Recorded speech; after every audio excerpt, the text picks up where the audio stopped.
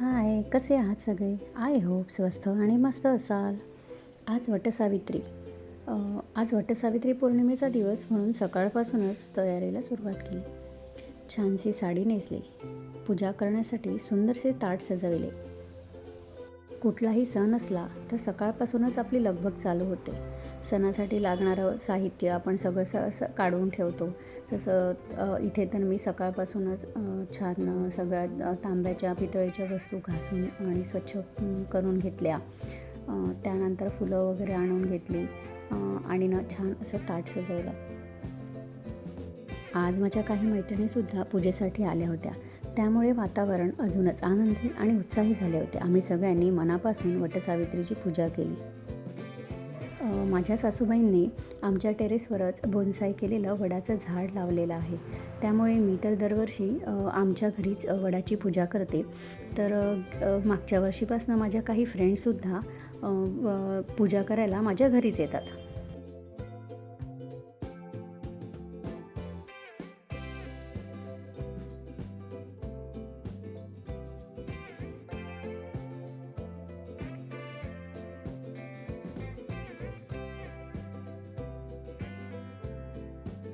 तर मी टेरेसवर पूजा करण्यासाठी आलेली आहे. हे बघा आमच्याकडचं वडाचं झाड किती छान बहरलं आहे ना. ॲक्च्युली आधी आमच्याकडे वडाचं झाड नव्हतं, पण मग तेव्हा ना आम्हाला थोडंसं घरापासून लांब जावं लागायचं आणि तिथे खूप गर्दी व्हायची. तर आणि कधी पाऊस असल्यामुळे ना मग म्हणजे वेळेत पूजा व्हायचीच नाही. तर मग एकदा माझ्या सासूबाई म्हणाल्या की आपण घरीच झाड घेऊन येऊया आणि मग आम्ही घरी झाड आणलं आणि हे इतकं सोयीचं झालं ना. पूजासुद्धा एकदम वेळेवर आणि निवांत करता येते.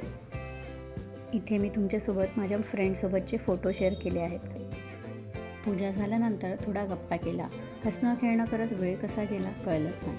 संध्याकाळी आमच्याकडे उपवास सोडतात, त्यामुळे ना स्वयंपाकाला सुरुवात केली.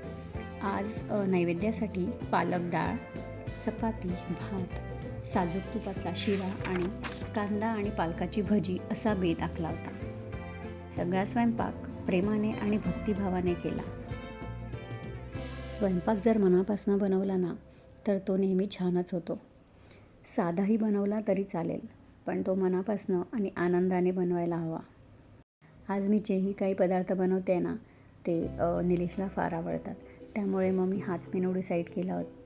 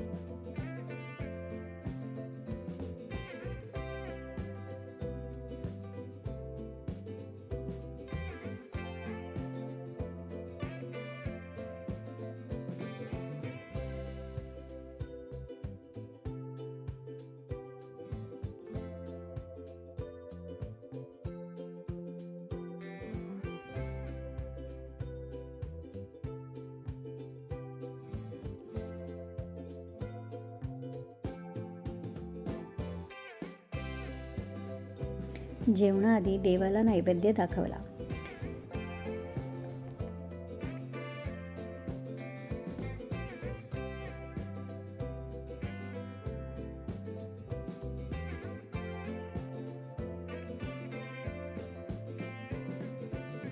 आजच्या दिवसाची खास परंपरा म्हणून नवरोबाला केशरचा टिळा लावून औक्षण केले आणि त्यांच्या दीर्घायुष्य व उत्तम आरोग्यासाठी मनापासून प्रार्थना केली.